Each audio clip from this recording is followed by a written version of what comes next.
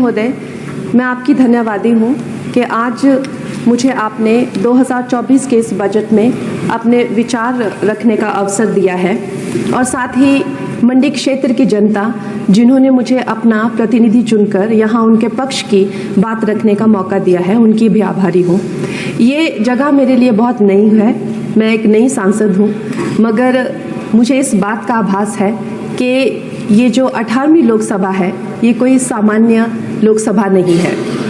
इस लोकसभा का जो चुनाव हुआ है उसमें हमारे जो शीर्ष नेतृत्व हैं, हमारे माननीय प्रधानमंत्री श्री नरेंद्र मोदी जी ने लगातार तीसरी बार प्रधानमंत्री बनकर पिछले 60 सालों का जो रिकॉर्ड तोड़ा है, उसके लिए हम सब उन्हें जो है वो हार्दिक बधाई देते हैं। साथ ही बधाई के पात्र हैं हम सब भारतीय जनता पार्टी के लोग जिन्हें ये सौभाग्य प्राप्त हुआ। और मैं ये भी मानती हूँ कि हमारे भारतवर्ष की जनता जिन्होंने एक स्थिर, सहज और सफल सरकार को चुना है और एक संकल्प को चुना है, वो भी बधाई के पात्र हैं। महोदय जी, हम सब जानते हैं कि आज से 10 साल पहले हमारे देश की अर्थव्यवस्था का क्या हाल था। आज से 10 साल पहले हमारी संघर्षशील, जो एक चरमराती और एक लड़खड़ाती अर्थव्यवस्था जो कहीं 11वें-12वें नंबर पर थी और सारा देश जो है उसको लेकर चिंतित रहता था, पिछले 10 सालों में वो अर्थव्यवस्था 11वें से 5वें नंबर पे आई है और बहुत तीव्रता से जो है तीसरे नंबर की तरफ जा रही है।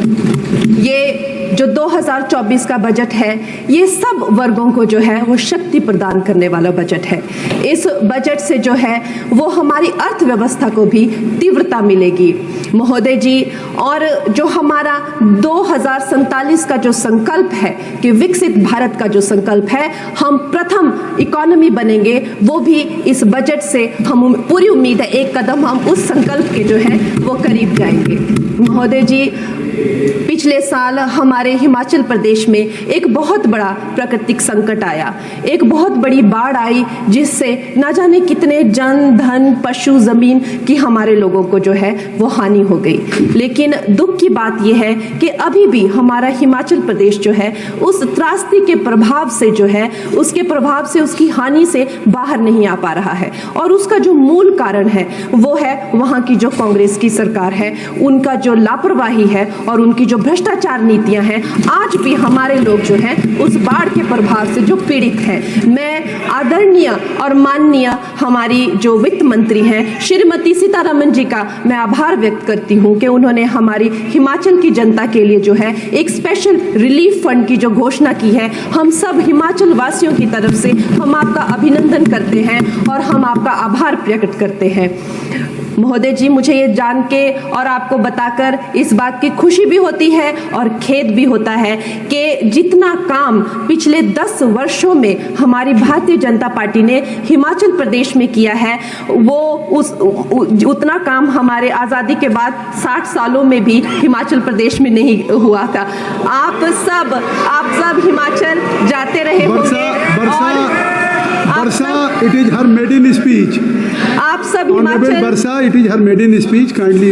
आप सब हिमाचल जाते रहे होंगे और आप सब ने देखा होगा कि वहाँ पर जो है आज से आज़ादी के 60 साल तक सिर्फ कुछ रोड्स बने थे और वो भी हमारे माननीय जो पूर्व प्रधानमंत्री अटल बिहारी जी रहे हैं, उन्होंने अपने कार्यकाल में जो है वो ग्रामीण प्रधानमंत्री सड़क योजना के अंतर्गत वो रोड बनाए थे।